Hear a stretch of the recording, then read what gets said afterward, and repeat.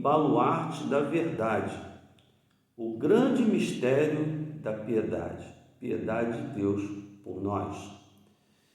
E ele, no versículo 14, está escrito o seguinte, Paulo escrevendo a Timóteo, que foi ficar responsável pela igreja de Éfeso, diz assim: escrevo estas coisas, esperando ir ver-te em breve, para que eu tardar, fique ciente de como deve proceder na casa de Deus, que é a igreja do Deus vivo, coluna e baluarte da verdade. Evidentemente, grande é o mistério da piedade. Aquele que foi manifestado em carne, foi justificado em espírito, contemplado por anjos, pregado entre os gentios, crido no mundo e recebido na glória. Então, essa passagem é que nós estamos vendo hoje.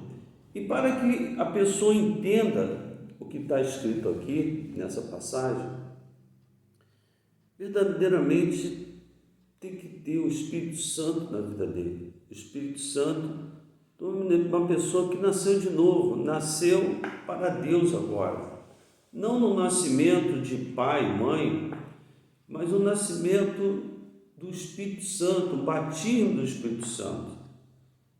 Eu fiz um vídeo curto aí no outro dia e coloquei tanto no YouTube como no Instagram, e que falava que a igreja, o nascimento da igreja de Cristo, ela se deu ali no início do ato dos apóstolos, com o batismo do Espírito Santo nos apóstolos. Até então eles estavam com medo, até então ele estava, reunido lá, e o Senhor Jesus pediu para que ele ficasse unido lá, até que descesse do alto, o Consolador, que era o Senhor Espírito Santo. Isso veio acontecer.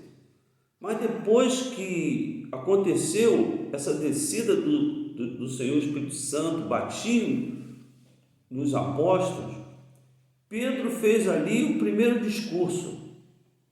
E naquele primeiro discurso, 3.000 pessoas se converteram. E depois veio o batismo, etc.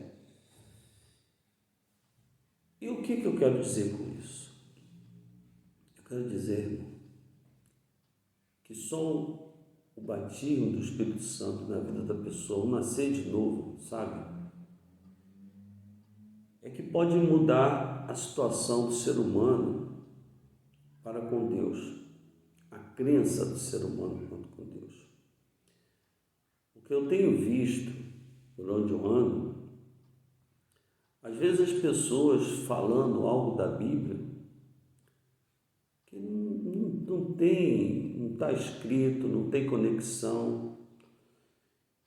E as pessoas que estão ali ouvindo, elas acham aquilo certo. Sabe por quê, irmãos? Porque ainda não tem uma experiência gloriosa do Espírito Santo na vida. De o Espírito Santo revelar as verdades do Evangelho, onde ninguém pode enganá-lo. Ninguém pode enganar. Por quê? A pessoa que tem o Espírito Santo do Senhor é uma pessoa salva, liberta. Ela não precisa ficar participando de correntes de sacrifício. Ela não precisa ficar participando de 1.001 correntes aí para que Deus olhe para ela. É somente crer e praticar a verdade do Evangelho. Por isso é um grande mistério da piedade de Deus por nós. Então a gente, quando olha para isso aqui, onde Paulo está escrevendo essa parte, a igreja de Deus, e ele fala para Timóteo: olha, fique ciente de como deve proceder na casa de Deus, que é a igreja de Deus vivo, coluna e baluarte da verdade. Então Paulo aqui, ele vai dar essa mensagem. Uma pessoa pode ler isso, mas se ela não tiver o Espírito Santo, ela não consegue entender. Vai ser uma leitura somente. Ela não consegue entender a profundidade dessa parte onde Paulo está falando do proceder dentro da igreja de Deus. E olha só, ele diz assim, evidentemente, no versículo 16, evidentemente grande é o mistério da piedade. Aquele que foi manifestado na carne, quer dizer, o Senhor Jesus, ele não foi reencarnado. O Senhor Jesus, o Espírito Santo desceu lá no óvulo de Maria e fecundou, e ele se fez carne, né? Ele se fez carne e ele habitou entre nós. Nasceu, teve a parte com a sua mãe, com seus pais, foi crescendo, mas certo é que ele era Deus desde o início e ele estava sendo criado normalmente como homem. Diz que até os 30 anos, quando ele começou o ministério, o Senhor Jesus, ele levou uma vida comum, uma vida que todos nós levamos. Mas depois que ele se manifestou na carne, ele foi justificado em espírito. O Senhor desceu com o Espírito Santo, o batismo que ele teve nas águas, ele desceu no Senhor Jesus ali, e ele foi batizado com o Senhor Espírito Santo. O Senhor Jesus. E o Senhor Jesus deu uma sequência que fala que, olha, eu preciso ser batizado nas águas porque o Senhor Jesus foi. Eu preciso ter o dom do Espírito Santo porque o Senhor Jesus teve, porque ele nos indicou tudo aquilo que tinha que fazer, como ser humano, como aquele que nasce para Deus. Então nós vamos vendo aqui que ele se manifestou na carne, era como nós, ele se fez carne, ele desceu do céu e se fez carne. Isso é um grande mistério da piedade, um grande amor que Deus derramou por todos nós. E aí ele foi justificado em espírito, o Espírito Santo capacitou ele. Ele foi contemplado pelos anjos, que diz que quando ele estava para ser crucificado ali, pagar a nossa dívida na cruz do Calvário, diz que tinha miríades de anjos olhando, esperando. Se ele falasse alguma coisa, ó, vem aqui me socorrer, aqueles anjos desceriam e mataria todo mundo dali. Mas ele sabia que teria que passar pelo amor de mim, pelo amor de você, para que a gente tivesse esse amor também em nós, esse amor, essa piedade em nós também, pelos que hoje não alcançam isso, mas a gente deve ensiná-los, a gente deve, falar da Bíblia para eles, para que eles venham alcançar. E depois ele foi pregado entre os gentios, ele foi pregado na cruz do Calvário, para pagar um preço por nós, pela nossa salvação.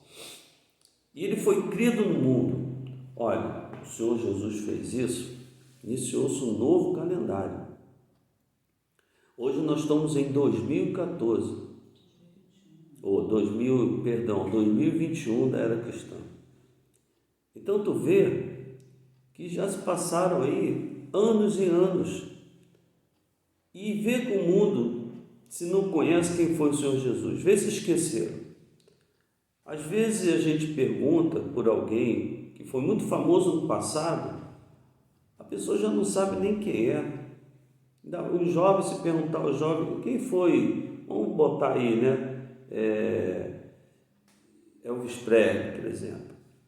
Eles vão pensar duas vezes, talvez um ou outro já ouviu falar o nome, mas olha,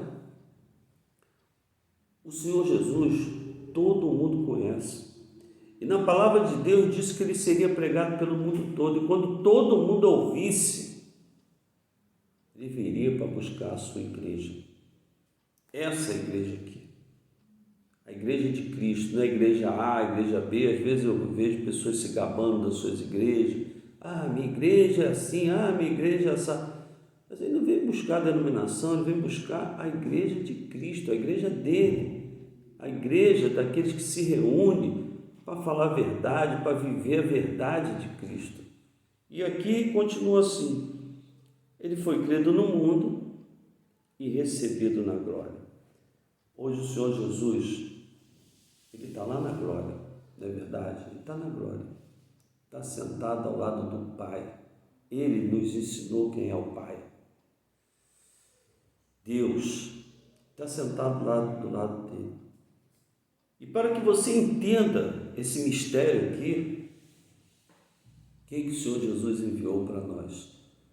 O Espírito Santo da parte dele, para que viesse e nos ensinasse esse grande mistério, como eu devo proceder dentro da casa do Senhor, como eu devo proceder com o Senhor Espírito Santo dentro de mim, como eu devo proceder com a minha vida, seja na minha casa, seja no meu trabalho, seja na minha vida cotidiana. É claro que isso só com o tempo as pessoas vão adquirindo conhecimento e vão se posicionando perto de Deus, mas Deus está ali abençoando essas vidas. Então, amados, essa era a mensagem bem rápida que eu queria dar nesse dia de sábado, quando a gente está terminando aí a consagração do repouso. E o nosso sábado, irmão, tem que ser dedicado a Deus. Como, pastor, dedicado a Deus? É fazendo, irmão, cuidando da nossa família, fazendo coisas como Jesus fez, curando, orando pela cura de alguém, como o Senhor Jesus fez, ali os animais que precisavam se alimentar, ele falou que os animais precisam se alimentar. Mas de uma coisa a gente tem que colocar no nosso coração, porque o sábado, diz a palavra de Deus, é perpétuo. Ninguém pode mudar o sábado para outro dia. E a gente tem que resgatar essa raiz dos mandamentos do Senhor. Eu fico olhando quando as pessoas vão olhar aqueles mandamentos lá, que são leis morais, os 10 mandamentos. Quando chega no sábado, ele dá um pulo, ou ele tenta explicar o sábado de uma maneira diferente. Mas o sábado está lá nas leis morais. E trabalhar para ganhar dinheiro, para ter lucro, somente em ocasião, de necessidade, ou está escalado num serviço que você trabalha, que tem escala no sábado, você for escalado, aí não tem como mudar. Mas quando depender de você, quando depender de mim, quando eu posso mudar, eu mudo, porque o sábado é glorioso. O sábado pertence a Deus, o sábado é da tua família, para tu ficar em casa com ela, não é para fazer nada. Ganhar dinheiro, a gente ganha dinheiro todos os dias aí, eu tenho dias para ganhar dinheiro, mas o sábado não é dos judeus, porque lá no início do mundo diz que Deus fez tudo em 6 dias e no 7º dia descansou e não tinha sábado. Você pode perguntar assim: pastor, o sábado salva? Não, quem salva é o Senhor Jesus. Mas aquele que tem o Espírito de Deus,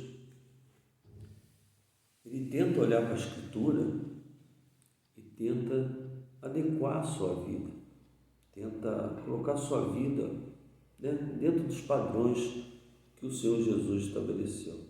Se tem alguém doente, eu posso orar pelaquela pessoa. Se tem alguém passando necessidade, eu posso ajudar aquela pessoa. Se tem alguém com fome, eu posso ir lá dar auxílio, posso comer também.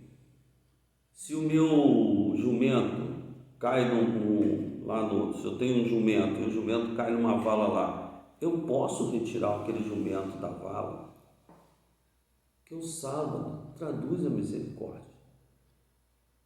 Então, que Deus possa nos abençoar e ensinar para todos nós o mistério.